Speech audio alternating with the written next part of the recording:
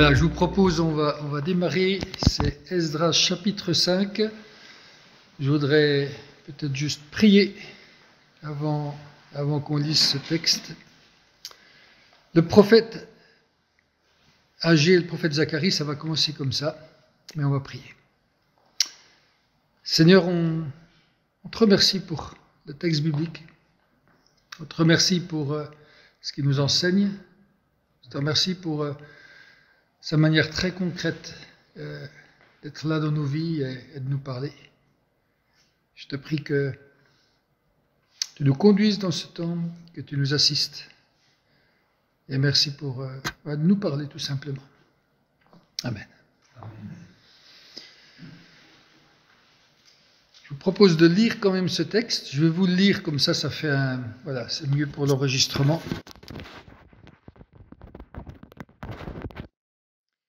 Le prophète Agé et le prophète Zacharie, fils d'Iddo, parlèrent au nom du Dieu d'Israël aux Judéens qui étaient en Juda et à Jérusalem. Alors Zorobabel, fils de Shealtiel, et Josué, fils de Yotsadak, commencèrent à bâtir la maison de Dieu à Jérusalem. Et avec eux étaient les prophètes de Dieu qui les assistaient. Dans ce même temps, Tatnaï, gouverneur de Trans-Euphratène, Shethar-Boznaï et leurs collègues vinrent leur dire « Qui vous a donné l'ordre de bâtir cette maison et de restaurer cette charpente ?» Nous leur avons dit alors « Comment se nomment les hommes qui bâtissent cet édifice ?» Mais l'œil de leur Dieu était sur les anciens des Judéens. On ne leur fit pas interrompre les travaux avant d'avoir envoyé un rapport à Darius et d'avoir reçu une lettre à ce sujet.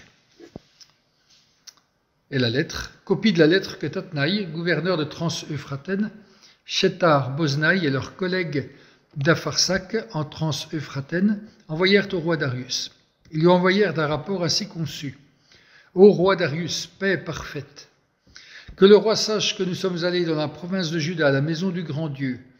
On l'a bâtie en pierre de taille et on pose du bois dans les murs. Le travail se fait avec soin et progresse rapidement entre leurs mains.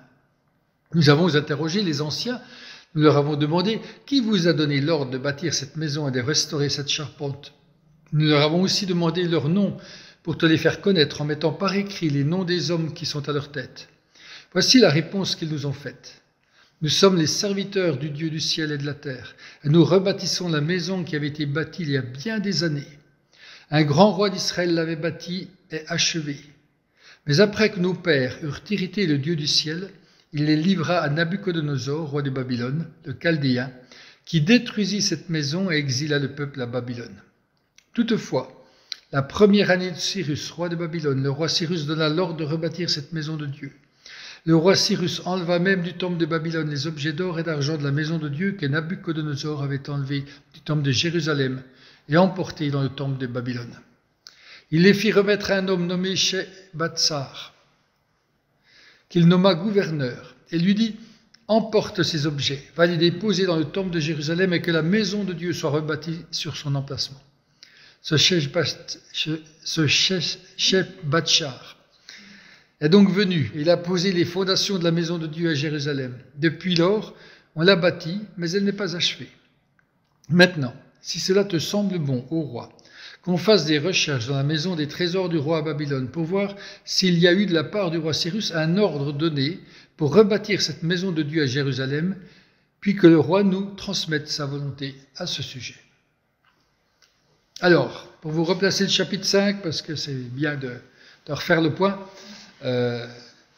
chapitre 1, édit de Cyrus, nous sommes en 538 avant Jésus-Christ, édit de Cyrus qui demande aux Juifs de retourner à Jérusalem pour rebâtir le temple. Chapitre 2, c'était une longue énumération de tous ceux qui sont partis, un peu fastidieuse, mais un chapitre centré sur finalement qui fait partie de ce peuple de Dieu. Et c'était le grand problème de l'identité. Chapitre 3, ils sont arrivés, ils vont construire l'autel, rétablir les sacrifices et inaugurer les fondations du temple. On l'a vu avec ce grand hymne qu'ils ont repris, qui vient du temple de Salomon, qui prend sur le thème que Dieu est bon et que sa bonté est sans fin, sans limite. Et chapitre 4, on a vu les oppositions à la construction. Et chapitre 5, on arrive à une reprise de la construction.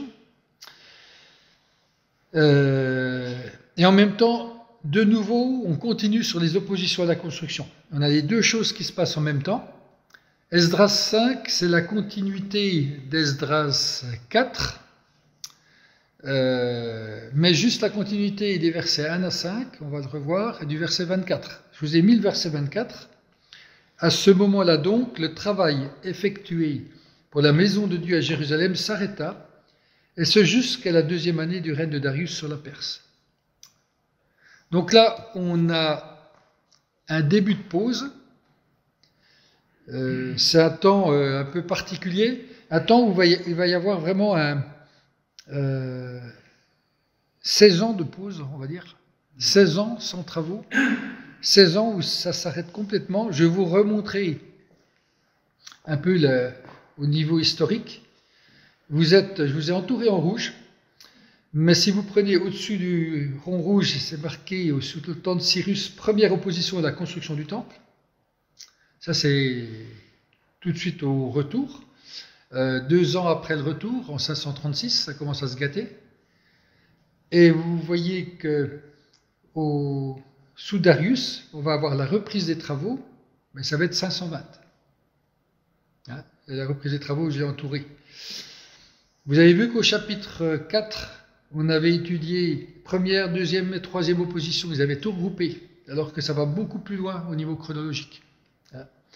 Donc, dans le chapitre 5, on revient un petit peu en arrière et on repart d'un point de vue plus chronologique sur cette première opposition et comment elle est soldée, on va dire, ou comment elle se résout. Ce qui est intéressant, c'est que, je vais vous mettre encore ce tableau-là, vous voyez qu'on est toujours au premier retour de Zorobabel, les 6 premiers chapitres d'Esdras, et après le deuxième retour, qui sera le retour avec Esdras, celui qui on a le nom dans le livre d'Esdras, il est pas là dans ce premier retour, il vient bien plus tard. Et entre les deux périodes qui sont racontées, il y a 57 ans de trou. À partir du chapitre 7, vous avez 57 ans, on va sauter avec la vraie arrivée d'Esdras, parce que là, c'est Zorobabel qui est arrivé. Je le dis parce que je le répète, parce que c'est pas du tout évident. Non, c'est pas du tout évident. Mais moi, j'aime bien avoir des schémas pour que ça soit un peu plus clair. Donc, on est toujours dans ce premier retour. On est dans la fin, on arrive tranquillement à la fin de l'épisode qui est raconté, qui va jusqu'à l'inauguration du temple, chapitre 6. Ça va, vous avez des questions? C'est pour vous resituer, c'est pas grave si vous ne retenez pas, c'est pour que vous puissiez situer tout ça. Alors, ce travail reprend parce que ça commence directement au chapitre 5. Le dernier verset du chapitre 4, on l'a lu, que le travail fut interrompu jusqu'à la 2e année du règne de Darius, nouveau roi, 16 ans après. Et chapitre 5, ça commence comme ça, les prophètes Agé et Zacharie, le fils d'Iddo, prophétisèrent à l'intention des Juifs qui se trouvaient en Juda et à Jérusalem, au nom du Dieu d'Israël qui était avec eux.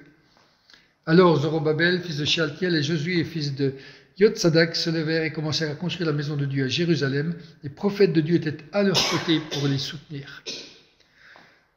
Donc, ce chapitre, il commence avec ça. C'est 2 prophètes qui commencent de prophétiser, qui commencent d'intervenir. Et l'objectif de l'auteur, il est clair dans ce chapitre. Ça recommence parce qu'il y a 2 hommes qui se sont levés pour parler au nom de Dieu. Et Dieu attend, ça fait 16 ans qu'il attend la suite, et il envoie 2 personnes, 2 prophètes, comme souvent dans l'Ancien Testament, pour permettre de retrouver cet objectif de reconstruction du temple. Alors, on les avait laissés à l'inauguration des fondations. Et ce qui est marrant, c'est que quand vous lisez dans Agé ou Zacharie, c'est très très précis au niveau date. La première prophétie d'Agé est le 29 août 520. C'est le jour est donné. C'est assez incroyable. Il va prophétiser pendant 3 mois et demi, jusqu'au 18 décembre 520. C'est hyper précis. Il y a des choses dans la Bible, on ne sait pas du tout où c'est, mais là c'est hyper précis, on a le jour exact. Et je ne sais pas contester, hein, parce que voilà, il faut juste reprendre le calendrier puis calculer, parce que l'année, le jour et puis le mois est donné. Donc Agé va donner vraiment des messages d'encouragement pour reprendre la construction. Et 2 mois après le premier message du 29 août d'Agé, c'est Zacharie qui commence de prophétiser sur le même sujet. Zacharie va étendre un peu plus son thème de prophétie, mais il va aussi prophétiser pour la construction du temple, juste 2 mois après, et il va prophétiser pendant 2 ans, Zacharie. Donc on voit vraiment que Dieu a envoyé 2 personnes pour remettre en route les choses par un message spécifique.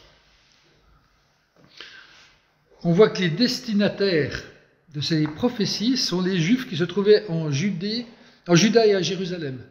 Donc, ce n'est pas tous les Juifs, ce n'est pas ceux qui restent à Babylone.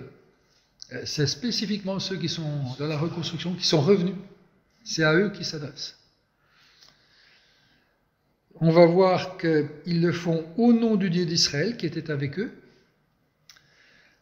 Littéralement, c'est au nom du Dieu d'Israël sur eux.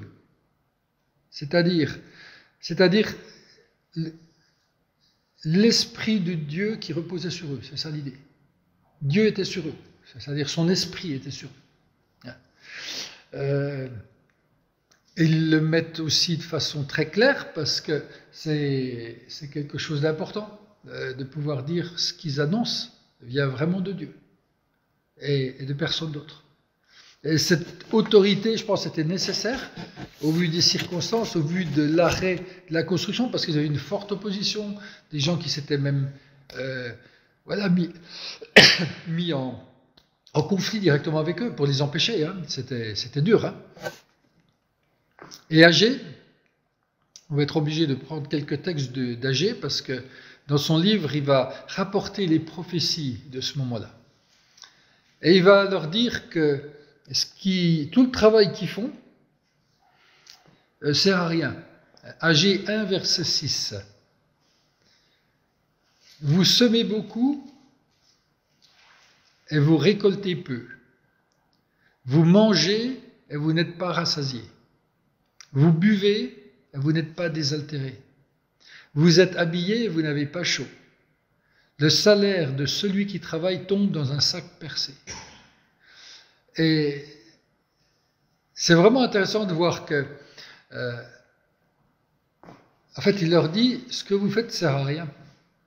Vous travaillez, vous essayez de faire plein de choses, ça ne sert à rien, ça ne donne rien. Et Agé va mettre vraiment un autre aspect. Il va expliquer que si ça s'est arrêté, c'est parce que le peuple de Dieu désobéit. Dans Esdras, ça s'est arrêté à cause de l'opposition. C'est vrai qu'au début, il y a eu une forte opposition. Mais au bout de 16 ans, je crois que c'est plus l'opposition qui guidait. Ils étaient passés à autre chose. Ils avaient oublié le projet, et puis ils continuaient leur vie comme si de rien n'était. Et la réponse, donc ça c'est le message des prophètes, la réponse à la prophétie, vous l'avez en Agé 1, verset 12. Alors, Zorobabel, fils de Shealtiel, le grand prêtre, Josué, fils de Yotsadak, et tout le reste du peuple, écoutèrent la voix de l'Éternel leur Dieu et les paroles du prophète Agé, conformément à la mission que l'Éternel leur Dieu lui avait confiée. Et le peuple fut saisi de crainte devant l'Éternel. Donc, suite à cette première prophétie, c'est Zorobabel le grand prêtre et Zorobabel, celui qui était plutôt le côté administration, organisation, et Josué le grand prêtre, et tout le reste du peuple qui écoute la voix de Dieu. Et la conséquence, c'est que tout le peuple est saisi de crainte devant l'Éternel. Et je crois que ce n'est pas par hasard que ça commence par toucher les deux principaux responsables de la communauté. Josué, c'est l'autorité spirituelle. Zorobabel, son nom babylonien, ça signifie semence de Babylone. Alors on pense qu'il est né à Babylone. Et il est probablement petit-fils du roi Jéhoïakim. Donc dernier descendant de la lignée de David, a occupé une fonction un petit peu, même s'il ne sera jamais roi. Mais voilà, ça touche principalement les responsables au départ. Et ce sursaut amène une promesse de la part de Dieu, c'est le verset 13. Agis, le messager de l'Éternel, dit au peuple, donc Agis 1, verset 13, dit au peuple, d'après l'ordre de l'Éternel, je suis moi-même avec vous, déclare l'Éternel. Et c'est la même promesse que fera Jésus à son départ. Hein. Je suis tous les jours avec vous, jusqu'à la fin du monde, dans Matthieu 28. C'est cette promesse qui a redonné du courage aux constructeurs. C'est la même promesse qui donne du courage à tous les chrétiens depuis 2000 ans. Hein, elle est toujours aussi vive, aussi forte, je trouve. Et dans le monde entier, ça reste une promesse fondamentale qu'on se rappelle régulièrement. Mais Dieu n'a pas changé. Cette promesse-là, elle était déjà là avant. Il la faisait déjà à ses enfants, il y a bien longtemps. Donc cette promesse va mettre tout le monde, vraiment tout le monde en route. Il est dit que l'Esprit de l'Éternel, ça c'est Agis 1, verset 15, je vous le cite. Je n'ai pas marqué, l'Éternel réveilla l'esprit de Zorobabel, l'esprit de Josué et tout le reste du peuple, et ils vinrent, ils se mirent à l'œuvre dans la maison de l'Éternel, le maître de l'univers, leur Dieu, le 24e jour du 6e mois, la 2e année du règne de Darius, c'est-à-dire que les travaux reprennent le 21 septembre 520. La première prophétie d'Agé, c'était le 29 août, c'est-à-dire 3 semaines après. Ils reprennent les travaux. Ça va très très vite. Ça, c'est Agé 1, verset 15. Est-ce qu'il y a une prise de conscience? Ah oui, il a dit que l'Esprit, l'Éternel réveillait leur esprit. Hein. C'est une prise de conscience vraiment spirituelle. C'est le Saint-Esprit qui intervient, clairement. Ouais. C'est fou, en 3 semaines, ils reprennent les travaux, alors que ça fait 16 ans que ça a arrêté et qu'ils ne voyaient pas de solution, probablement. Et c'est fou comme quelque chose intervient, puis tout d'un coup, tout est possible. J'imagine en 3 semaines, parce qu'il a fallu le temps plus de se réorganiser. Hein, parce qu'on ne reprend pas des travaux comme ça. Il n'y avait pas Castorama ou je ne sais pas quoi à côté. Hein. Et il y a cette... voilà, il y a dans Esdras, chapitre 5, verset 2, donc le tout début, ce qu'on a lu au départ, il est dit que les prophètes de Dieu étaient à leur côté pour les soutenir. Donc on voit les prophéties dans Agé, exactement, très concrètes, et puis comment ça se met en place. Esdras 5, en 2 versets, il nous raconte tout ça, tout ce qui est raconté dans le livre d'Agé. Donc des fois on passe vite, hein, mais en fait non seulement ils apportent au peuple ce qu'ils avaient besoin pour redémarrer, mais en plus ils restent avec eux à leur côté pour les soutenir. Et je crois que c'est très important. Ne pas juste encourager les gens et puis repartir perpète, quoi. Hein, on doit aussi être là quand on encourage. Je dirais, ouais, il y a tout on va y revenir tout à l'heure, mais il y a plein de questions qu'on peut se poser par rapport à ces questions de prophétie. Mais en tout cas, on voit vraiment comment ces hommes ont pu motiver et apporter un changement et agir dans la vie du peuple de Dieu à ce moment-là. Donc ça, je vous avais remis les versets 1 et 2, les prophètes de Dieu étaient à leur côté pour les soutenir. Alors juste voir un peu ce qu'était la prophétie dans l'Ancien Testament. La prophétie, il y a deux grandes choses dans la prophétie dans l'Ancien Testament, mais dans le Nouveau aussi. C'est qu'elle, soit elle annonce le présent, en disant, voilà, en encourageant, etc., soit elle prédit l'avenir. Et voilà, il va arriver telle chose à tel moment. La prophétie qui annonce le présent, c'est une prophétie qu'on appelle prescriptive. Elle prescrit, elle donne des directions, elle donne des règles de conduite, elle encourage, elle exhorte, etc. Elle édifie. C'est vraiment une prophétie qui permet de montrer la direction. La prophétie qui prédit, elle annonce quelque chose. Mais là, dans Esdras, c'est vraiment une prophétie prescriptive, c'est-à-dire elle va exhorter. Le prophète, Agé ou Zacharie, j'ai pas repris les textes de Zacharie parce que ça nous faisait trop long, mais Agé, lui, il va voir ce qui se passe, il va analyser la situation du peuple avec l'aide de l'Esprit, parce que ça vient de Dieu, hein, c'est clairement dit, et il va trouver les mots donnés par l'Esprit pour remettre en route les choses. Il y a quelque chose qui n'est pas... On pourrait dire, bon, ben, allez, c'est un gars charismatique qui a lancé les choses. Je crois que le texte il va beaucoup plus profond que ça. C'est l'Esprit de Dieu qui agit. Et il est transmetteur des mots de Dieu pour le peuple, pour les remettre en route. Parce que le peuple, à ce moment-là, c'est Agé qui nous en parle. Vous savez, c'est le texte où il parle des demeures lambrissées. Vous préférez avoir des demeures lambrissées, des beaux bâtis dans vos maisons, plutôt, et puis vous laissez pourrir le temple de Dieu, quoi. Qui est même pas hors sol, hein, qui était juste avec les fondations. Donc, il leur dit, vous êtes complètement démotivés, vous doutez probablement même du projet de Dieu, qui peut encore vous accompagner, qui peut vous conduire.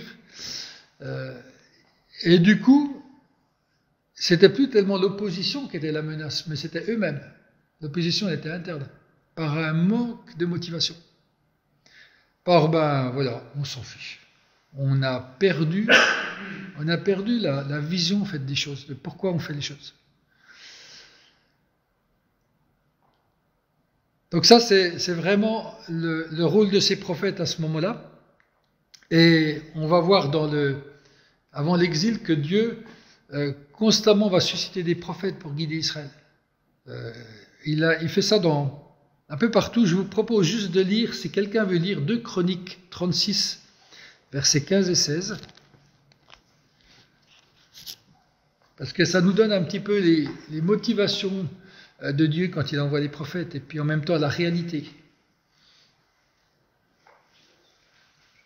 Qui a 2 Chroniques 36, 15 et 16. L'Éternel, le Dieu de leur père, donna de bonheur à ses envoyés la mission de les avertir, car il voulait épargner son peuple et sa propre demeure. Mais ils se moquèrent des envoyés de Dieu. Ils méprisèrent ses paroles, et ils se raillèrent de ses prophètes, jusqu'à ce que la colère de l'Éternel contre son peuple devint sans remède. Voilà. Ce qu'on voit, c'est vraiment le désir de Dieu de nous parler, de nous avertir, de conduire, de diriger. Et ce qu'on voit, c'est la réaction. C'est chaque fois les gens se moquent, s'en fichent, ne tiennent pas compte de ces paroles. C'est un beau texte, je trouve, qui résume un petit peu tous les prophètes qui traversent l'Ancien Testament. Hein, il y a Jésus qui va utiliser une parabole pour ça, avec tous ceux qui traversent, et puis jusqu'au moment où il envoie son propre fils, et puis qui vont tuer même le propre fils. Hein. Dieu a cette profonde compassion. Elle va durer des milliers d'années dans l'Ancien Testament pour nous trouver. Et c'est vraiment sa grâce. Hein. Et ce qui était caractéristique, je dirais, de la réponse, c'était la résistance, en fait. Le plus caractéristique dans l'Ancien Testament, c'est que les hommes résistent à la prophétie, à l'appel de Dieu. Et résistent et se ferment à cet appel. Et l'exemple qu'on a dans Esdras, c'est un exemple assez particulier, parce qu'il n'est pas si fréquent. L'immense majorité des cas, les hommes se ferment et résistent. Et dans Esdras, on voit quelque chose, par l'intermédiaire du prophète Agé, quelque chose qui se réanime complètement.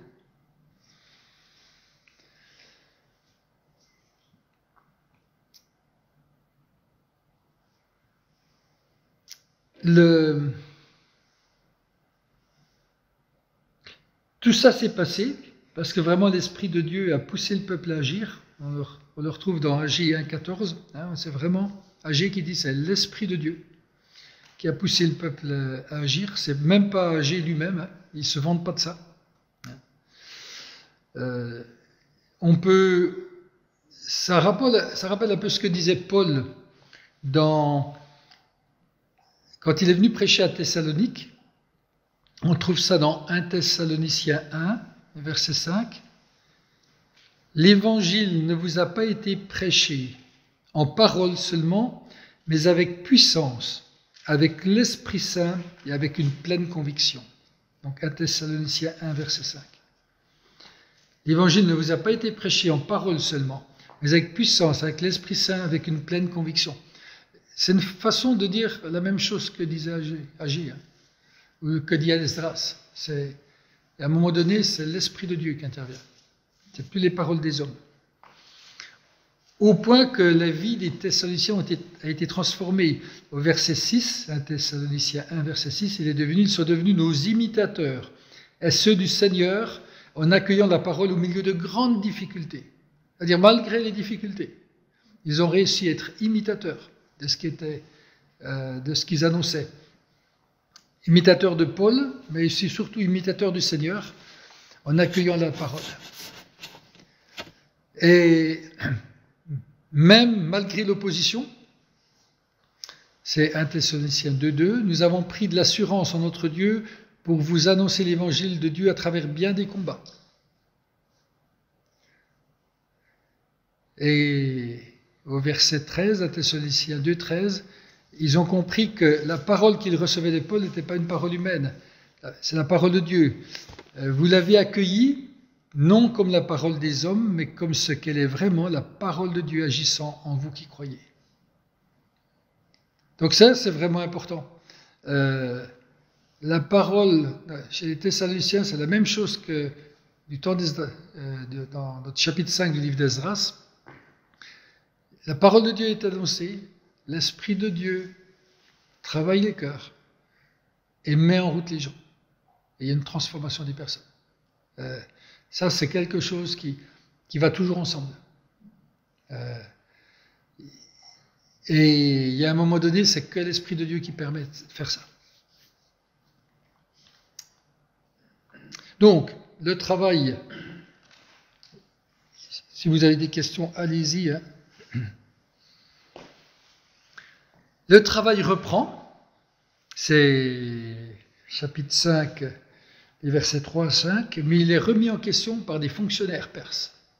C'est-à-dire, ils viennent de vivre un temps très, très spécial, ils se sont remis en route en 3 semaines, et ils ont vécu quelque chose de spirituellement fort.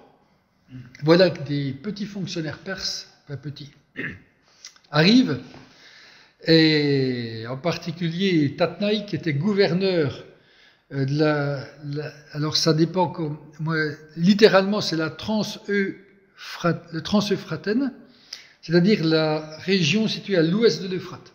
Je vous ai remis un schéma, la ligne rouge, c'est l'Euphrate, et tout ce qui est en bas de la ligne rouge, c'est le Trans-Euphatène, c'est à l'ouest de l'Euphrate, dont la Judée fait partie.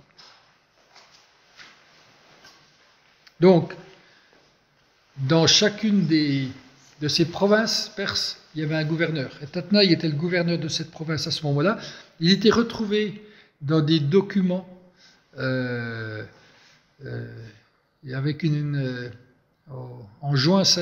daté de juin 502, avec un Tatnaï qui était gouverneur de cette province. Donc, c'est pas, voilà, au niveau archéologique, il est répertorié. Son assistant, Shetar Boznaï, on pense que c'était l'assistant de Tatnaï. du gouverneur. Il voit reprendre ce temple. Il faut bien se dire que les autorisations avaient été données 16 ans plus tôt, et ils disent, attendez, les Juifs rebâtissent leur temple, ça pourrait provoquer des problèmes. Et c'est son rôle de gouverneur de s'assurer qu'il n'y a pas de problème. Ils vont poser cette question toute simple, qui vous a donné l'autorisation de bâtir? 16 ans après, on ne sait plus. Les fonctionnaires ont changé. Pourquoi ça s'est arrêté? Voilà. Donc ils posent vraiment cette question. Je pense que c'est avant tout des bons fonctionnaires qui essaient de faire leur boulot. Autant on avait de l'opposition frontale avec arrêt des travaux par la force 16 ans avant, autant là, c'est les règles tatillonnes de l'administration perse. Ça, on connaît. Donc, en gros, est-ce que vous avez un permis de construire, quoi? Ce qui paraît pas extraordinaire. Donc, c'est une question simple. La réponse est simple. C'est la réponse que donnent les responsables du chantier. Ils vont demander les noms des responsables et ils répondent, nous leur avons dit quels étaient les noms des hommes qui reconstruisaient cet édifice. Face à l'autorité du gouvernement perse, les Juifs qui sont là, ils vont dire, ouais, voilà, il y a telle personne, ils jouent vraiment la transparence. Cette question anodine aurait pu les faire un peu dérailler en disant, oh là là, qu'est-ce qu'il y a, qu'est-ce qu'ils nous veulent, etc. Bon, ils répondent. Question simple, réponse simple. Et des fois, il faut aussi pouvoir être juste simple et répondre à la question qui nous est posée sans chercher des fois beaucoup plus loin. Parce que quand on réfléchit trop, des fois, c'est là qu'on se met plein de choses en tête, qu'on complique, et qu'on peut vraiment compliquer. Parce que s'ils ne répondent pas qui c'est, ça évoque encore plus de suspicion. Hein. Donc, voilà, ils vont juste produire les preuves qui sont nécessaires pour ça. C'est comme si, voilà, cette parole qu'ils avaient reçue leur donnait plus de force, plus de courage. Et puis la troisième chose qu'on voit dans ce texte, c'est un Dieu qui veille. Hein, parce qu'au verset 5 d'Esdras 5, il a expliqué pourquoi le travail n'est pas suspendu. Cependant, Dieu veillait sur les anciens des Juifs et on laissa continuer les travaux pendant l'envoi d'un rapport à Darius jusqu'à la réception d'une lettre de cette affaire. Ça aurait pu être arrêté. Mais là, on voit que Dieu veillait à empêcher que ça s'arrête. Alors que 16 ans après, il a permis que ça s'arrête. On ne peut jamais savoir ce que Dieu fera, en fait. Voilà, on regarde et on est juste un peu contemplateur de son action. Ce qui est littéralement dit, c'est l'œil de Dieu qui est sur les anciens des Juifs. Et c'est une belle image, quoi. C'est comme quand on parle de la main de Dieu. Hein, quand vous avez l'œil de Dieu qui vous veille sur vous, sa main qui vous prend dans sa main, et qui vous garde, qui vous soutient, c'est des images pour vraiment parler de sa protection, son soutien. Et moi, j'aime bien cette idée de l'œil de Dieu qui veille, qui nous voit, qui nous regarde, qui supervise la situation. Qui confirme les prophètes, en fait. Et qui confirme les prophètes, tout à fait. Qui dit, je vous ai appelé, je serai avec vous, donc je veille sur vous. Je garde ma promesse, tout à fait.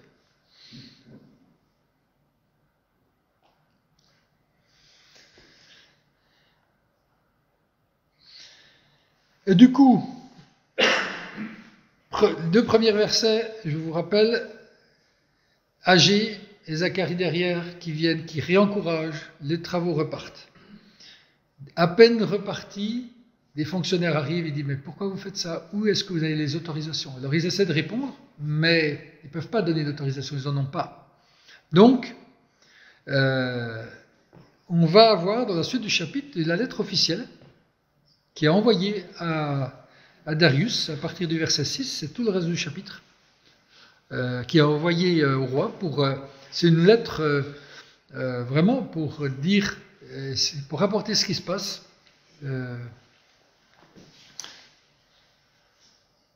Et je vais vous la relire. Donc voici la copie, je vous lis la première partie, voici la copie de la lettre envoyée au roi Darius par Tatnaï, gouverneur de la région située à l'ouest de l'Euphrate, toujours pareil, Shethar-Boznaï et ses associés d'Arphasac, qui habitaient cette région. D'Apharsac, ça peut vouloir dire aussi les inspecteurs. Et dans l'idée de surveillance des fonctionnaires, ça pourrait vouloir dire que ses associés, les inspecteurs. C'est une autre façon de le traduire. Ils lui adressèrent un rapport dont voici la teneur. Tous nos vœux de paix, roi Darius. Roi, tu dois savoir que nous sommes rendus dans la province de Juda, à la maison du grand Dieu. Or, elle est reconstruite en pierre de taille, et le bois est posé contre les murs.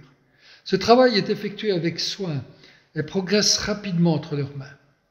Nous avons interrogé les anciens en leur demandant qui vous a donné l'autorisation de reconstruire ce temple et de relever ces murs. Nous leur avons même demandé leurs noms pour te les faire connaître en te donnant par écrit ceux des hommes qui sont à leur tête. Donc, il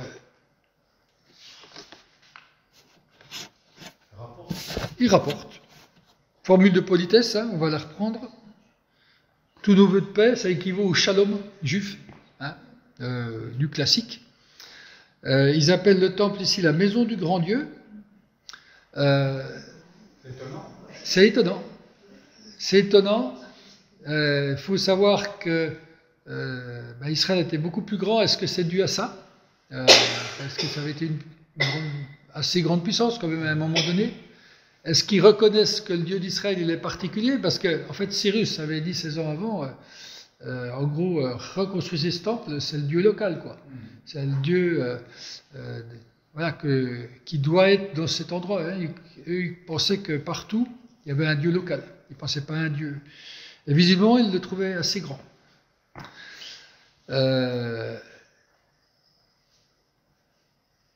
Il faut une description, je veux dire, claire. Hein. Il est construite en pierre de taille et le bois est posé contre les murs.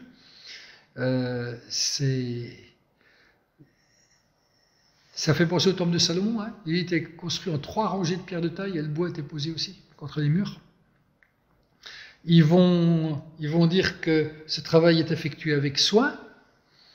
Ils progressent rapidement entre leurs mains, donc ils ne sont pas hostiles, on ne sent pas d'hostilité, hein, à la différence du chapitre 4. Et ils vont même trouver que c'est des bons ouvriers. Ils vont dire, on leur a demandé les noms, hein, donc ils vont donner au roi les noms de ceux qui sont à la tête de tout ça.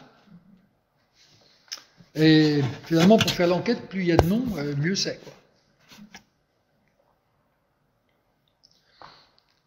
Et la réponse des Juifs, elle va être donnée à la suite, c'est à partir du verset 11. Je vais vous la lire. Donc, en première partie de lettre, il présente ce qui se passe et il donne copie conforme de la réponse que les responsables juifs ont fait, à partir du verset 11. Hein, c'est une lettre en deux temps. Il y a ce qui est logique, hein, puisque c'est le gouverneur qui écrit, il va présenter le contexte et puis il va mettre la réponse officielle des Juifs. Voici la réponse qu'ils nous ont faite. Nous sommes les serviteurs du Dieu du ciel et de la terre, et nous reconstruisons le temple qui avait été construit il y a bien longtemps. C'était un grand roi d'Israël qui l'avait construit et terminé. Mais nos ancêtres ont irrité le Dieu du ciel, de sorte qu'il les a soumis à la domination du Babylonien Nebuchadnezzar, roi de Babylone, qui a détruit ce temple et exilé le peuple à Babylone. Toutefois, la première année de son règne sur Babylone, le roi Cyrus a donné l'ordre de reconstruire cette maison de Dieu. Il a même retiré du temple de Babylone les ustensiles en or et en argent de la maison de Dieu, que Nebuchadnezzar avait enlevés du temple de Jérusalem et amenés dans le temple de Babylone. Il les a fait remettre au dénommé Sheshbattshar, qu'il a désigné gouverneur, et lui a ordonné de prendre ces ustensiles, d'aller les déposer dans le temple de Jérusalem et de reconstruire la maison de Dieu sur son emplacement. Ce Sheshbattshar est donc venu, il a posé les fondations de la maison de Dieu à Jérusalem, et depuis ce moment, jusqu'à maintenant, elle est en construction sans avoir encore été terminée. Et maintenant, ils reprennent la main, le gouverneur Tatnaï. Maintenant, si le roi le juge bon, que l'on fasse des recherches dans les dépôts des trésors royaux à Babylone pour vérifier si le roi Cyrus a effectivement donné l'ordre de reconstruire cette maison de Dieu à Jérusalem, que le roi nous fasse connaître ensuite quelle est sa volonté concernant cette affaire. Alors, je trouve que c'est une lettre qui est intéressante, la réponse est intéressante. Il se nomme clairement. Nous sommes les serviteurs du Dieu du ciel et de la terre. C'est-à-dire, ils ne cachent pas qui ils sont. Dans un contexte païen, ils disent clairement quelle est leur identité. Leur roi, l'autorité suprême pour eux, c'est Dieu. Et je crois que dans notre engagement pour Dieu, c'est vraiment quelque chose d'important. J'ai déjà raconté ça quand on était la première fois qu'on est arrivé à Topeu pour faire voir si c'était possible de faire quelque chose dans cette province. On venait même signer, non, c'était le coup, on est venu signer les documents pour travailler dans la province avec les autorités provinciales et nous ont posé la question, est-ce que vous êtes chrétien? Et on savait que c'était une province où c'était pas possible d'être chrétien. Et ils l'avaient dit 1 an plus tôt. Et en se disant, si on dit oui, ils vont pas signer. Et là, vous savez, ça dure, là je vous raconte le nom du temps, mais ça dure moins d'1 seconde, parce qu'il faut que dans votre tête, il ne faut pas paraître hésiter, il faut dire quelque chose. Et là, c'est ce que j'appelle les prières instantanées, vous dites, Seigneur, aide-moi, et puis la seule chose qu'on a à dire, c'est la vérité. Oui, on est chrétien, mais on l'a dit, voilà, sans interruption de temps, mais on a eu tout ça qui est passé dans notre tête, quoi. Ça va très vite à ce moment-là. Et ça m'a vraiment fait penser à ça, à ce moment-là. Parce qu'ils disent clairement qui ils sont. Et je pense qu'il y a des moments, il ne faut pas avoir peur de le dire. Quand Dieu veut quelque chose, il le fera. Et c'est pas parce qu'ils disent on est les serviteurs du Dieu du ciel et de la terre, ils ont quand même le roi Perse, quoi. Ils sont serviteurs du roi Perse, normalement. Mais ils affirment exactement qui ils sont. Et je pense qu'il y a des moments, c'est vraiment important. Et dire les choses clairement, ça affirme notre identité et ça nous donne, je crois, aussi du courage pour aller, pour continuer, quoi. Tu disais, Luc?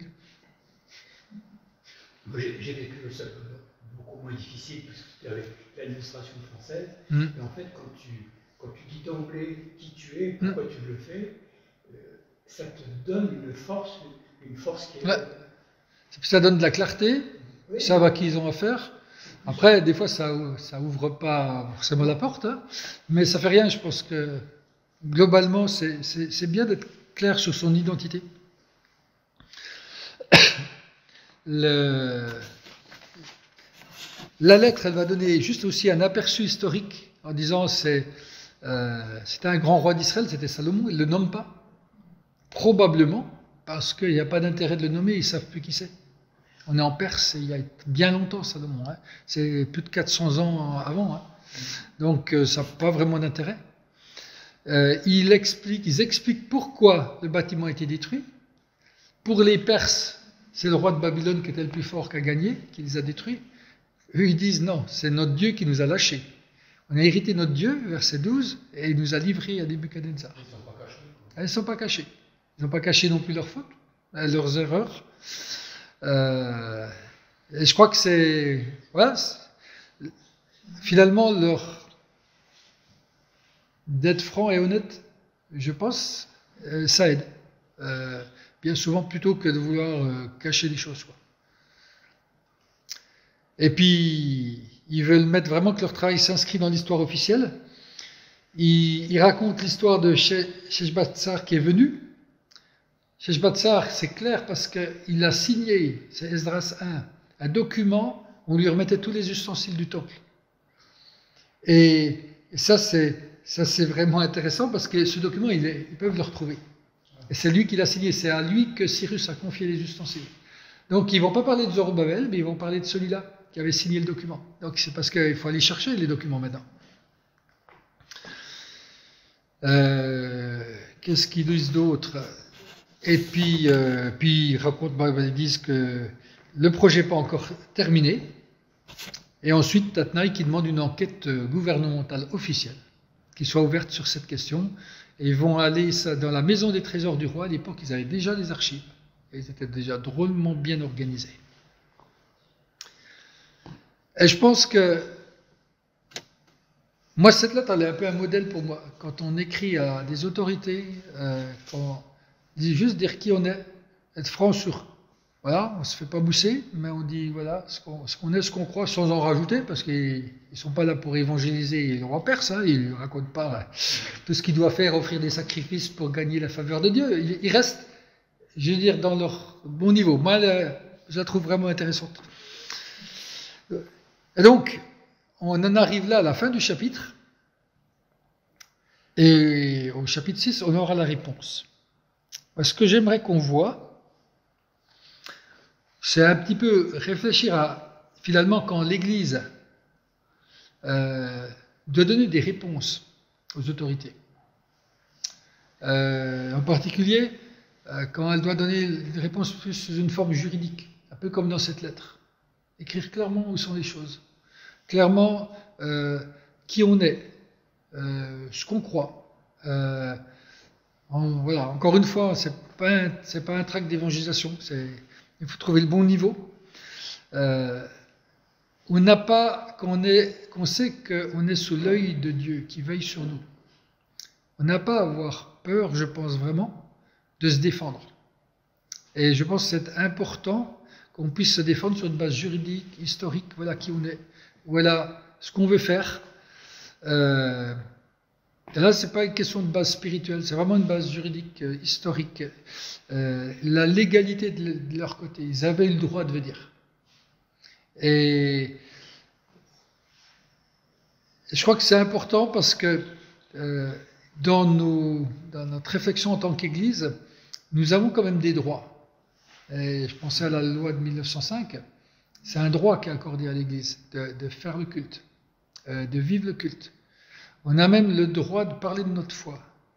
Le CNEF a fait par exemple des petits bouquins libres de le dire, à l'école, au travail, à l'église, etc., dans plusieurs endroits. Qu'est-ce qu'on a le droit, juridiquement, de dire? Et on oublie trop souvent d'utiliser nos droits, je crois. On est dans un pays de droit, on a cette chance-là, gardons-la tant qu'on l'a. Il y a des pays où on ne peut pas le faire, hein, où il y a le droit, mais le côté théorique. Mais dans notre pays, on peut le faire, et je pense qu'il ne faut pas s'en priver. Et moi, je suis vraiment reconnaissant qu'on ait des organismes comme le CNEF qui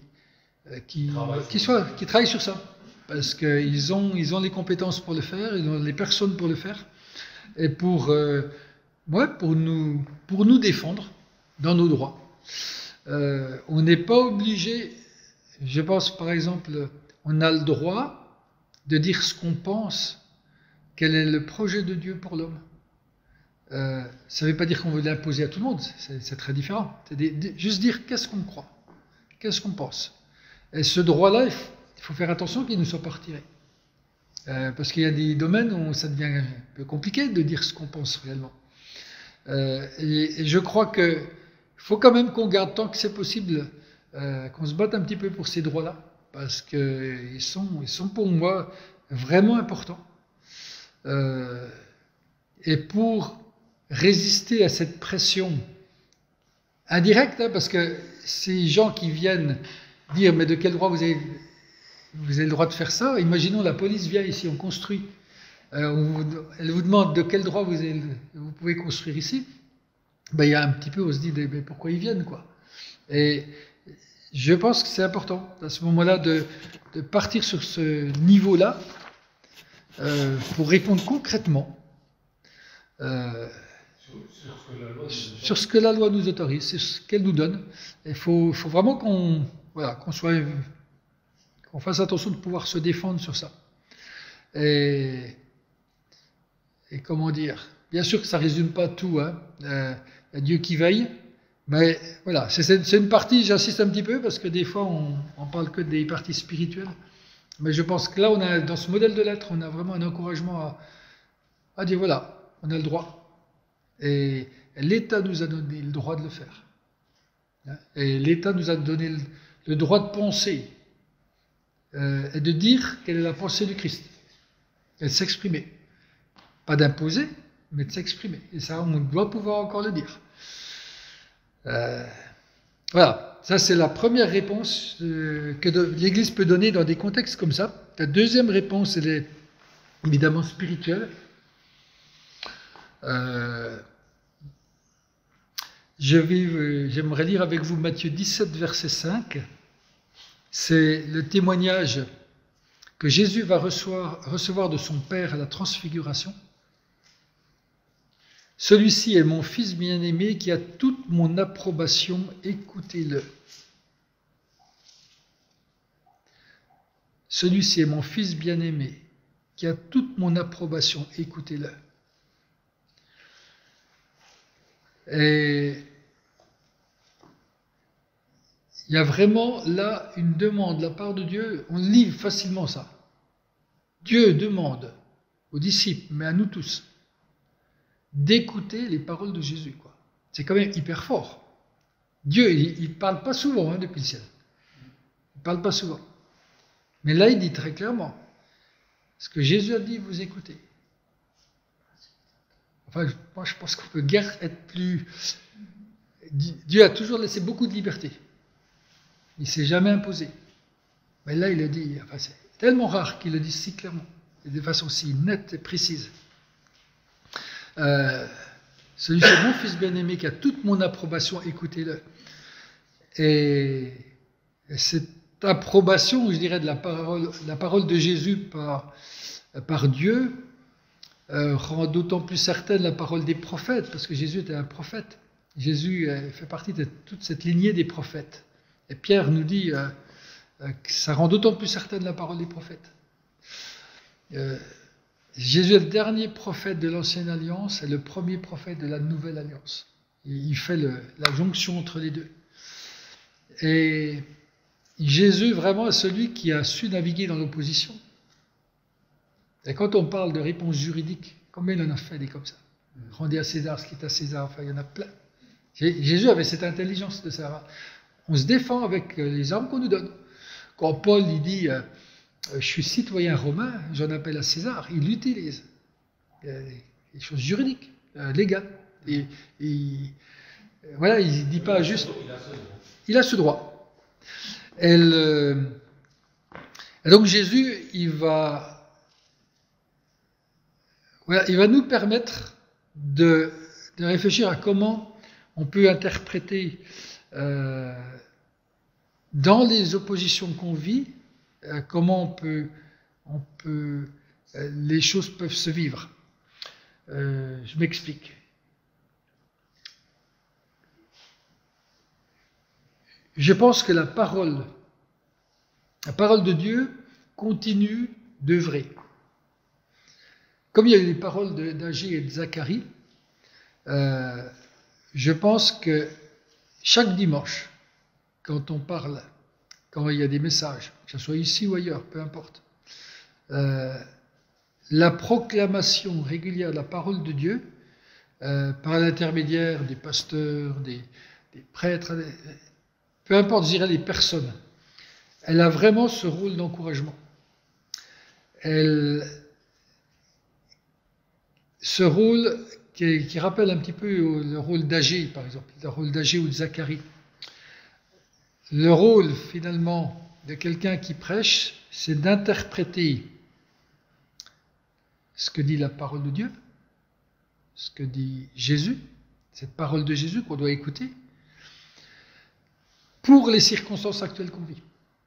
Et tout le travail, c'est de dire qu'est-ce que cette parole peut nous dire pour maintenant. Et le but, c'est d'exhorter, c'est de motiver à vivre suivant ses instructions. Et je crois qu'une des choses importantes qu'il faut faire, et j'avais oublié, c'est qu'il faut sans relâche les répéter. Parce qu'on est des êtres oublieux. On doit pouvoir montrer que comme Dieu a envoyé des prophètes tout le temps pour rappeler son peuple, on doit recommencer tout le temps, redire les mêmes choses. D'une autre façon, en les adaptant au temps dans lequel on vit, et d'autant plus quand c'est difficile. Quand vous êtes dans des temps, comme là où ils étaient à ce moment-là, des temps d'opposition, mais qui sont internes. Une opposition qui vient en fait d'un manque de motivation, d'un manque de spiritualité, d'un manque de courage, je dirais, spirituel d'y aller, quoi. On n'y croit plus vraiment.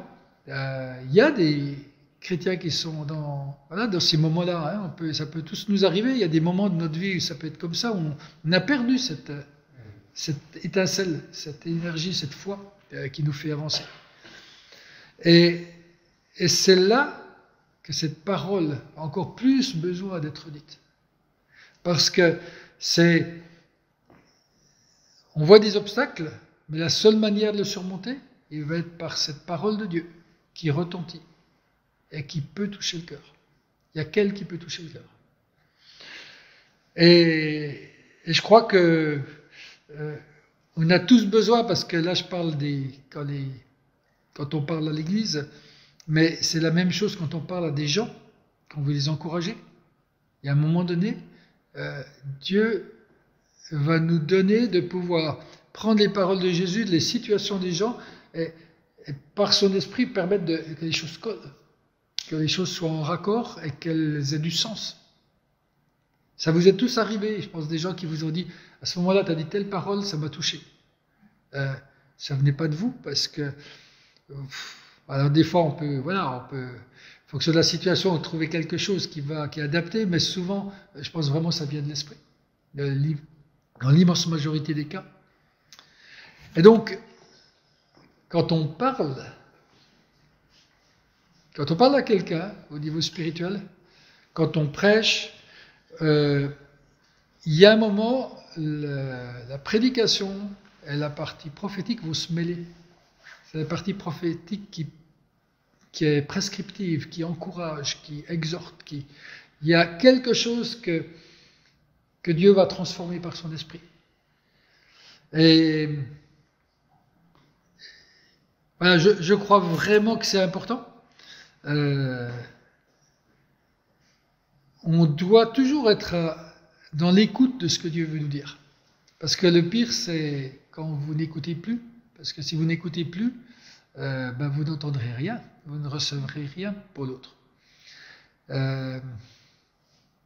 C'est pas une recherche de se dire qu'est-ce que Dieu veut me dire, comment, voilà, tout le temps. C'est juste être attentif. Qu'est-ce que l'autre me dit? Comment la parole de Dieu peut répondre à ça, et comment l'Esprit peut me guider dans ce dédale. Pour qu'à un moment ça fasse connexion. Alors nous, on le voit particulièrement alpha, dans les parcours alpha. On prie vraiment pour qu'on soit conduit dans la parole qu'on donne. Parce qu'on voit qu'on dit des choses, ça dit rien du tout. Puis à un moment donné, telle chose qui paraît anodine, elle va faire tilt. À dire, à ce moment-là, j'ai compris. Et c'est juste pas logique. Parce que franchement, si on réfléchit, il n'y a rien de plus, quoi. Et même, c'était presque moins pertinent, je dirais, d'un point de vue de notre intelligence. Mais je pense qu'on doit être attentif à ça. Et moi, quand j'écoute une prédication, ou même un temps de louange, je me dis souvent, qu'est-ce que Dieu me dit là? Qu'est-ce que Dieu veut me dire? J'essaie de contourner le fait de dire j'aime ou j'aime pas, parce que ça c'est ok, j'aime ou j'aime pas, mais je crois que peu importe, au-delà du j'aime ou j'aime pas, qu'est-ce que Dieu peut me dire? Qu'est-ce qu'il veut me dire? Comment il veut me parler? Comment il veut ranimer chez moi quelque chose pour que je le mette en pratique, quoi. Et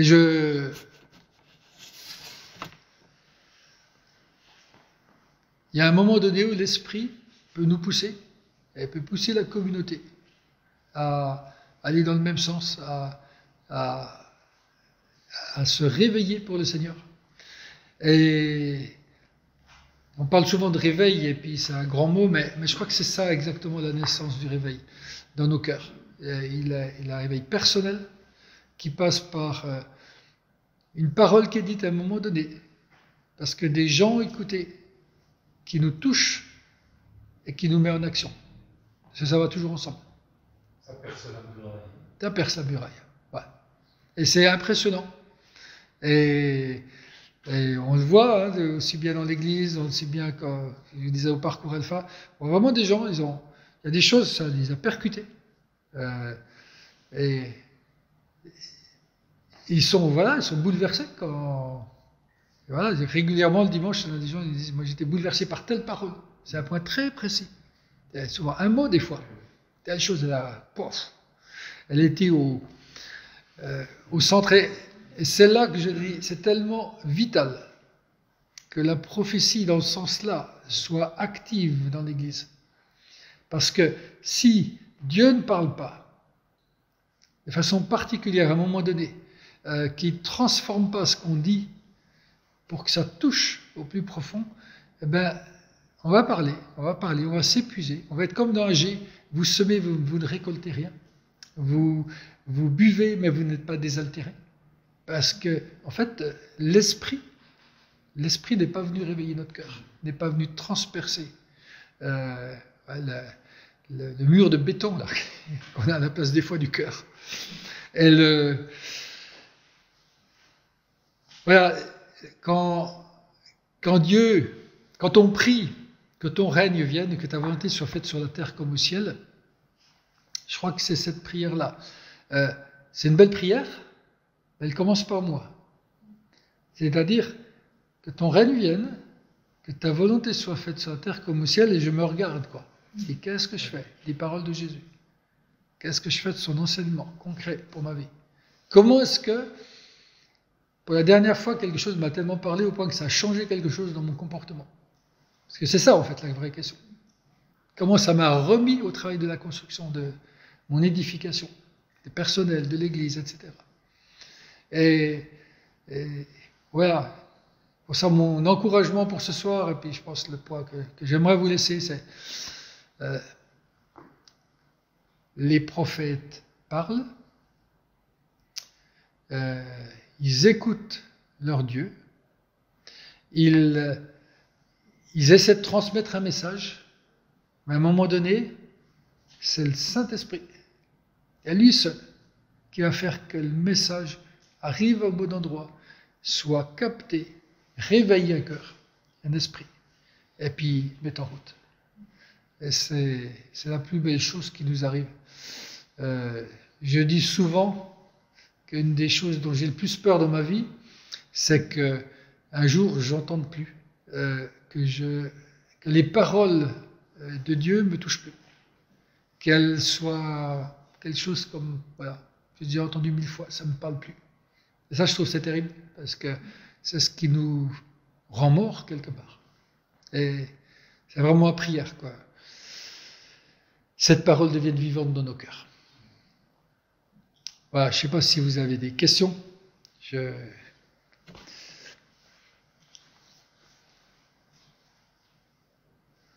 le réveil, ça commence par nous. Ça commence toujours par moi. Ouais.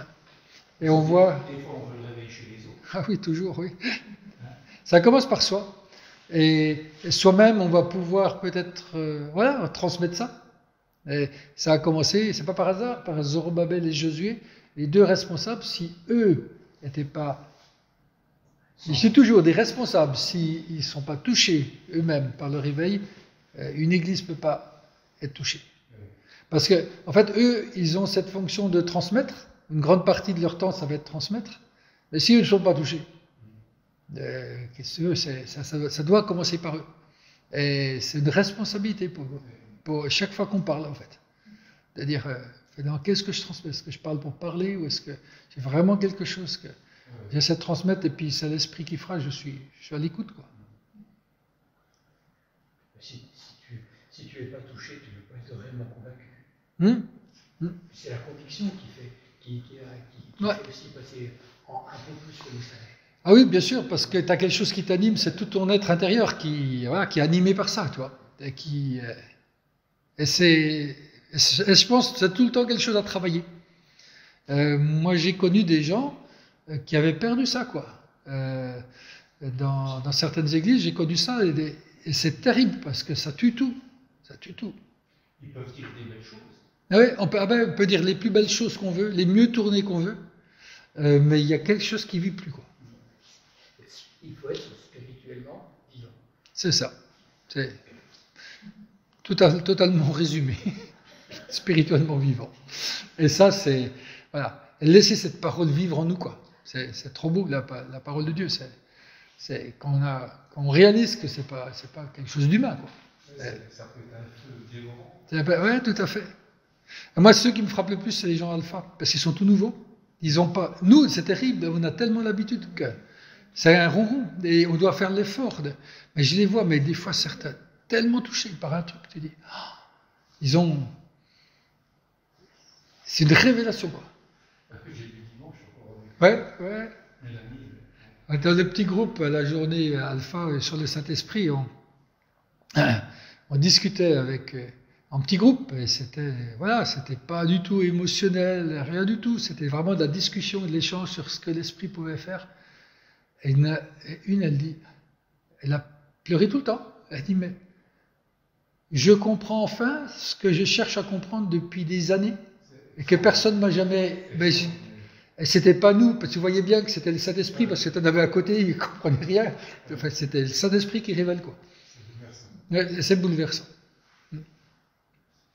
C'est ça. Voilà. Et Dieu le même dans Esdras, 2500 ans. C'est les mêmes principes qui étaient à l'œuvre. Et c'est ça qu'on doit chercher à vivre, quoi. Et continuer de vivre.